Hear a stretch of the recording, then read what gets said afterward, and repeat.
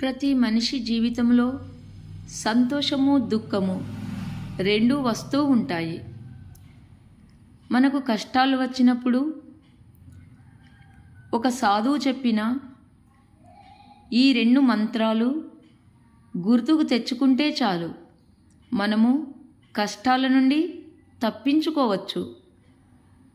ప్రతి మనిషికి సంతోషం చాలా కలిగినప్పుడు తెలుసో తెలియక చాలా గర్వం వస్తుంది. కానీ వారు మాత్రము అందరితో బాగానే ఉంటున్నాము అని అనుకుంటారు. కానీ వారికి గర్వం వచ్చిన సంగతి తెలియదు, వారికి అహంకారం వచ్చిన సంగతి తెలియదు. కొందరికి అనుకున్నది జరగనప్పుడు, కష్టములు వచ్చినప్పుడు వారిలో నిరాశ, దుఃఖము, నిస్పృహకు లోనవుతారు. అందువలన వారు ఏమీ ఆలోచించరు, కొత్త ప్రయత్నాలు చేయరు. మా గతి ఇంతే అని నిరాశతో జీవిస్తూ ఉంటారు. కానీ దీనిని తెలుసుకుంటే అహంకారము, నిరాశ నుండి బయటపడవచ్చు. దీనిని పూర్తిగా వింటే మనకు దుఃఖాలు రాకుండా ఉంటాయి, మరియు అహంకారం కూడా మనలో రాదు. ఈ కథ యొక్క ముఖ్య ఉద్దేశము తెలుసుకుంటే చాలు. ఈ కథలో చెప్పిన 2 మంత్రాలు మనము మన జీవితంలో గుర్తు తెచ్చుకుంటే చాలు, మనము కష్టాల నుండి తప్పించుకోవచ్చు. అంతకంటే ముందు మన ఛానల్ని ఎవరైనా కొత్తగా చూస్తున్నవారు కానీ సబ్స్క్రైబ్ చేయని వారు కానీ ఉంటే లైక్ చేయండి, షేర్ చేయండి, సబ్స్క్రైబ్ చేయండి. ఇక వీడియోలోకి వెళ్ళుదామా మరి? పూర్వము ఒక దేశమును ఒక రాజు పరిపాలిస్తూ ఉండేవాడు. అతని రాజ్యంలో ఎవ్వరికీ కష్టాలు రాకుండా చక్కగా ప్రజల సమస్యలు తీరుస్తూ చక్కగా పరిపాలిస్తున్నాడు. కానీ ఒకరోజు రాజు అనుకుంటాడు, నా జీవితమంతా ప్రజల కష్టాలు తీర్చడంతోనే సరిపోతుంది. నేను శాస్త్రాలను, ఉపనిషత్తులను, వేదాలను, ఆధ్యాత్మిక విషయాలను తెలుసుకోలేకపోతున్నాను. గొప్ప గొప్ప గ్రంథాలను చదవలేకపోతున్నాను.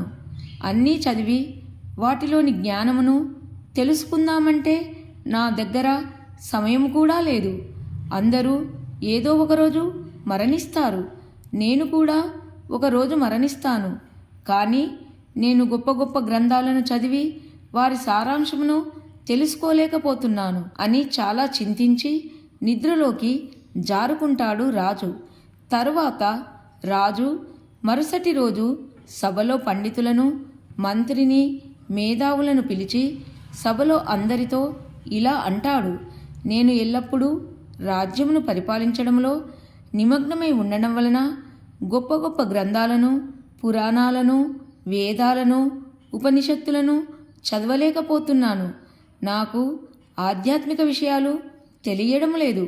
ఒకవేళ ఇప్పుడు చదువుదామన్నా నా దగ్గర సమయం లేదు. అందువలన ఈ సభలో ఉన్న మేధావులు, పండితులు, విద్వాంసులు ఎవరైనా సరే ఒకే ఒక మాటలో అన్నిటి సారాంశము నాకు చెప్పాలి. మీరు చెప్పే మాటల వలన సమస్త శాస్త్రాల, వేదాల, ఉపనిషత్తుల, అన్ని గొప్ప గొప్ప గ్రంథాల సారాంశము నాకు తెలియాలి, వివరించి చెప్పాలి. ఇలా చేయడం వలన ఆధ్యాత్మిక విషయాలు, ఉపనిషత్తులు, గొప్ప గొప్ప గ్రంథాల, శాస్త్రాల సారాంశము నాకు తెలిసిపోతుంది, మరియు నాకు సమయము చాలా మిగులుతుంది. కావున మీలో ఎవరైనా సరే నాకు చెప్పడానికి మీకు వారం రోజుల సమయం ఇస్తున్నాను. మీరు చెప్పినట్లు అయితే మీకు గొప్ప బహుమతి ఇస్తాను అని అంటాడు రాజు. ఇది వినగానే మంత్రులు, పండితులు, విద్వాంసులు అందరూ కలిసి వేదాలు, ఉపనిషత్తులు, శాస్త్రాలు అన్నీ చదువుకుంటూ గొప్ప గొప్ప గ్రంథాలను చదువుతూ ఉన్నారు. అన్ని గ్రంథాల సారాంశము ఒకేసారి చెప్పాలని ప్రయత్నిస్తున్నారు. అన్ని చదివినా వారికి ఎక్కడ కూడా ఆ విషయము కనిపించలేదు. వారం రోజులు గడిచిపోయింది. వారం రోజులు అయిన తర్వాత వారందరూ చాలా నిరాశతో రాజుగారి దగ్గరకు వెళ్ళారు. మహారాజుతో మహారాజా, మమ్ములను క్షమించండి. మేము అన్ని రకములైన గొప్ప గొప్ప గ్రంథాలు, శాస్త్రాలు చదివాము. కానీ ఒక్క మాటలో జీవిత సారాంశము తెలపడం మా వలన సాధ్యం కాలేదు అని రాజుగారితో చెప్పారు. వారు అలా అనగానే రాజు అంటాడు, మీకు సాధ్యం కాకపోతే మన రాజ్యంలో దీనికి సమాధానం చెప్పేవారు ఎవరైనా ఉన్నారేమో తెలుసుకోండి అన్నాడు. అలా అనగానే మంత్రి, మహారాజా, మన రాజ్యము ప్రక్కన ఉన్న రాజ్యములో ఒక గొప్ప సాధువు ఉన్నాడు. అతడు అన్నీ తెలిసినవాడు. మీ సమస్యకు ఆ సాధువు తప్పకుండా సమాధానం చెబుతాడు అని నా నమ్మకము. అందువలన మీరు ఒక్కసారి ఆ సాధువుని కలువుమని సలహా ఇస్తాడు మంత్రి. అది వినగానే రాజు చాలా సంతోషపడి తర్వాత రోజు తన సైన్యమును తీసుకొని ఆ సాధువు ఉంటున్న ఆశ్రమానికి వెళ్ళుతాడు. వెళ్ళి తన సమస్యను తెలిపి, గురుదేవా, మీకు సమస్తము తెలుసు, మీరే ఎలాగైనా దీనికి సమాధానము చెప్పుమని అడుగుతాడు రాజు. అప్పుడు సాధువు అంటాడు, మహారాజా, నాకు ఏమీ తెలియదు. నా దగ్గర అంతటి మంత్రశక్తి లేదు. కానీ మా గురువుగారు చాలా గొప్పవారు. శాస్త్రాలను, ఉపనిషత్తులను, అన్ని గొప్ప గొప్ప గ్రంథాలను చదివాడు. మహాజ్ఞాని. తెలియనిదంటూ ఏదీ లేదు. మా గురువుగారు నాకు ఒక ఉంగరము ఇచ్చాడు. ఈ ఉంగరము ఇచ్చి ఇలా అన్నాడు, నాయనా, ఈ ఉంగరము రాయి కింద 2 పత్రాలు ఉన్నాయి. ఆ 2 పత్రాలలో 2 మంత్రాలు రాసి ఉన్నాయి. వాటిలో ఒకటి ఎరుపు రంగు, ఒకటి ఆకుపచ్చ రంగు ఉన్నాయి. ఆ పత్రాలు నీకు భరించలేని కష్టం వచ్చి నీ జీవితమంతా ముగిసిపోయినది. నాకు ఇక మిగలలేదు. నాకు బ్రతుకు మీద విరక్తి పుట్టినది అని అనిపించినప్పుడు నీవు ఆకుపచ్చ కలరు కాగితం విప్పి చూడు. అందులో ఉన్న మంత్రాన్ని చదువు. అప్పుడు నీ కష్టాలు దూరమవుతాయి. ఇక 2వ పత్రము, నీకు చాలా సంతోషం వచ్చి సుఖముగా ఉండి అన్ని రకాలుగా నీకు సంతోషము ఉన్నప్పుడు ఆ ఎరుపు రంగు పత్రము విప్పి అందులోని మంత్రాన్ని చదువు. అందులో ఉన్న జీవిత సారాంశము అర్థమవుతుంది అని గురువుగారు నాకు చెప్పారు. అందువలన మహారాజా, నా జీవితంలో ఆ 2 పరిస్థితులు ఎప్పుడూ రాలేదు. ఆ పత్రాలను నేను విప్పి చూడలేదు.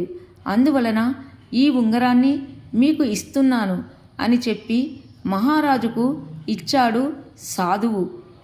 ఆ రాజు ఉంగరాన్ని తీసుకొని చాలా సంతోషించాడు. తన రాజ్యానికి చేరుకున్నాడు. ఈ విధముగా చాలా సంవత్సరములు గడిచాయి. కానీ మహారాజు అనుకుంటాడు, ఆ సాధువు ఇచ్చిన ఉంగరంలోని పత్రాలలో ఏమి రాసి ఉందో చూద్దామని అనుకుంటాడు. ఇలా చాలాసార్లు ఉంగరంలోని పత్రాలని విప్పి చదువుదామని అనుకుంటాడు. కానీ సాధువు చెప్పిన మాటలు గుర్తుకు వచ్చి విప్పకుండా ఊరుకుంటాడు.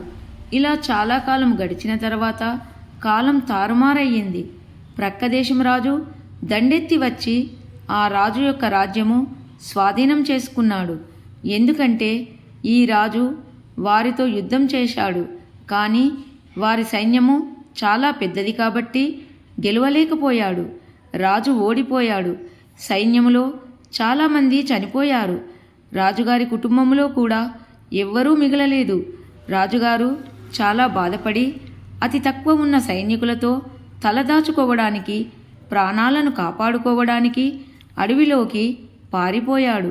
కానీ ఆ అడవి చాలా దట్టమైనది కావడం వలన ఆ మహారాజు సైనికుల నుండి తప్పిపోయి వేరే దారిలోకి వెళ్ళిపోయాడు. ఆ మహారాజు ఒంటరివాడయ్యాడు. చుట్టూ చూస్తే ఎవ్వరూ లేరు. అది చాలా దట్టమైన అడవి. ఆ మహారాజు చేసేది ఏమీ లేక పొదలలో దాక్కొని కూర్చున్నాడు. శత్రురాజుల సైన్యం మాత్రం రాజును ఎలాగైనా చంపాలని రాజు వచ్చిన దారిలోకే వస్తున్నారు. అలా వస్తూ వారు దట్టమైన అడవిలోకి వచ్చారు. రాజు పొదలలో దాక్కున్నాడు. అటువైపు శత్రు సైన్యం వచ్చింది. ఆ శబ్దము పొదలలో ఉన్న రాజు విన్నాడు. ఒక్కసారిగా ఉలిక్కిపడి భయపడ్డాడు.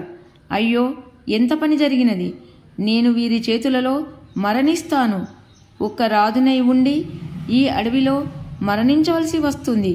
అయ్యో, ఈ రోజుతో నా జీవితం ముగిసిపోతుంది అని బాధపడుతున్నాడు రాజు. ఇంతలోనే మహారాజుకు సాధువు ఇచ్చిన ఉంగరము గుర్తుకు వస్తుంది. వెంటనే ఆలస్యం చేయకుండా సాధువు కష్టం వచ్చినప్పుడు తీసి చదువుమన్న ఆ ఆకుపచ్చ కాగితము గుర్తుకు వచ్చింది. ఉంగరంలోని ఆ కాగితమును తీసి అందులో ఉన్న మంత్రాన్ని చదివాడు. అప్పటి వరకు దిగులుగా ఉన్న మహారాజుకు ఆ మంత్రం చదవగానే అతని మనసులో ఉన్న బాధ, దుఃఖము, విచారము, భయము అన్నీ తొలగిపోయి అతని ముఖంలో చిరునవ్వు వచ్చింది. ఆ కాగితంలో ఇలా రాసి ఉంది: ఇది కాలము, ఇది ఎల్లప్పుడూ ఈ విధంగానే ఉండిపోదు, తప్పకుండా మారిపోతుంది. ఇది కాలం యొక్క స్వభావము అని రాసి ఉంది. అది చదవగానే మహారాజుకు జీవించాలనే కోరిక, ధైర్యం వచ్చింది. ఆ మహారాజు రాత్రి మొత్తము ఆ అడవిలో ఉన్న పొదలలోనే రాత్రంతా గడిపేశాడు. రాజు యొక్క సైనికులు అడవంతా రాజుగారి కోసం వెతికి ఎంతకు దొరకకపోవడంతో అడవి నుండి వెళ్ళిపోయారు. మహారాజు తెల్లవారగానే ఆ కాగితంలో ఉన్న మంత్రమును జ్ఞాపకం తెచ్చుకుంటూ కాలం ఎప్పుడూ ఒకే విధముగా ఉండదు, మారిపోతుంది అని రాసిన దానిని గుర్తుకు తెచ్చుకుంటూ కొద్దిగా ఉన్న తన సైనికుల వద్దకు చేరాడు. కొద్ది కాలము అలా ఉన్న తర్వాత తన సైనికులను తీసుకొని ఆ మహారాజుకు అనుకూలంగా ఉన్న వేరే రాజుల సహాయం తీసుకొని తన రాజ్యము తీసుకున్న వారితో యుద్ధము చేసి మరలా తన రాజ్యాన్ని దక్కించుకున్నాడు. తన ప్రజలను ఎప్పటిలాగే పరిపాలిస్తూ పూర్వ వైభవాన్ని తెచ్చుకున్నాడు. మళ్ళీ ఏ రాజు వచ్చినా ఓడిపోకుండా తన సైన్యమును, బలమును పెంచుకున్నాడు. మహారాజు యొక్క గొప్పతనము, బలము తెలిసిన ఎవ్వరు కూడా రాజుపైకి దండెత్తి రాలేదు. అందరూ మహారాజు అంటేనే భయం వలన యుద్ధము చేయలేదు. తన రాజ్యంలోని ప్రజలను గొప్పగా పరిపాలిస్తున్నాడు. కొన్ని రోజుల తర్వాత మహారాజు అనుకుంటాడు, ఇప్పుడు రాజ్యంలోని ప్రజలు సుఖశాంతులతో ఉన్నారు. నా జీవితంలో కూడా ఏమీ తక్కువ లేదు. నేను సంతోషముగా ఉన్నాను. నా రాజ్యము విశాలముగా ఉంది. సైన్యం యొక్క బలము పెరిగింది. సైన్యము బలంగా ఉన్నారు. నేను అన్ని విధాలా సంతోషంగా ఉన్నాను అనుకుంటూ చాలా ఆనందపడుతూ, ఒక మనిషికి జీవితంలో ఇంకేం కావాలి? ధనము నాకు ఉన్నది, ధనమునకు కూడా కొదవలేదు అనుకుంటున్నాడు. అతనికి సాధువు ఇచ్చిన ఉంగరము గుర్తుకు వచ్చింది. ఆ సాధువు ఉంగరము ఇస్తూ చెప్పిన మాటలు గుర్తుకు వచ్చాయి. అన్ని విధాలా నీవు సుఖముగా ఉన్నప్పుడు, నీ మనస్సులో ఏ కోరిక లేనప్పుడు, నీ జీవితంలో ఏ లోటు లేనప్పుడు, నువ్వు అన్ని విధములైన సుఖములను అనుభవిస్తున్నప్పుడు ఎరుపు రంగు కాగితం విప్పి అందులోని మంత్రాన్ని చదువు అని అన్నాడు అని గుర్తుకు వచ్చింది రాజుకు. ఇప్పుడు నేను చాలా సుఖంగా ఉన్నాను. నా మనసులో ఏ చింత లేదు.